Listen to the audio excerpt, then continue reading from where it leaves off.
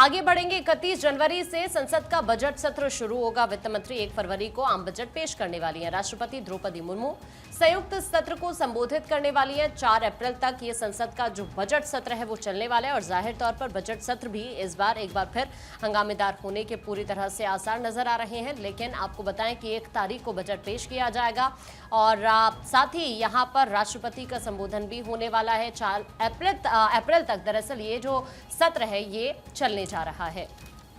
तो 1 फरवरी को देश का आम बजट आने वाला है और ऐसे में उम्मीदें काफ़ी ज़्यादा होती हैं, क्योंकि आपको याद होगा कि मोदी 3.0 और पिछले साल जब सरकार बनी और अब तो साल नया शुरू हो चुका है, लेकिन ये पहले पूर्ण बजट के तौर पर भी आप इसे देखेंगे तो इसमें लोगों की काफ़ी ज़्यादा उम्मीदें हैं। खास तौर पर जो टैक्स स्लैब है उसको लेकर के क्या फ़ैसला होता है, क्या कोई राहत मिलती है, क्योंकि अभी तक इसमें कुछ चेंजेस अभी हाल के कुछ वक्त में अगर आप देखेंगे तो उसमें नहीं हुआ है। इस बार क्या उम्मीदें हैं वो देखना होगा। इसके अलावा आपको खुद मालूम है कि वित्त मंत्री निर्मला सीतारमण जो कि लगातार बैठकें भी कर रही हैं, अलग अलग सेक्टर्स के लोगों के साथ उन्होंने चर्चा की है। तो ऐसे में अलग अलग सेक्टर्स को क्या मिलता है, जो लोगों की मांगे हैं खासतौर पर रेल कनेक्टिविटी को लेकर के भी, क्योंकि आपको याद होगा कि अब जो बजट है वो आम बजट के साथ ही रेलवे बजट भी आता है। तो इसमें बहुत ज़्यादा उम्मीदें हैं कि आखिरकार रेलवेज़ को लेकर के किस तरीके से फैसले होते हैं, राज्यों को लेकर के क्या कुछ किया जाता है वो देखना होगा, स्टार्टअप्स को लेकर के किस तरीके से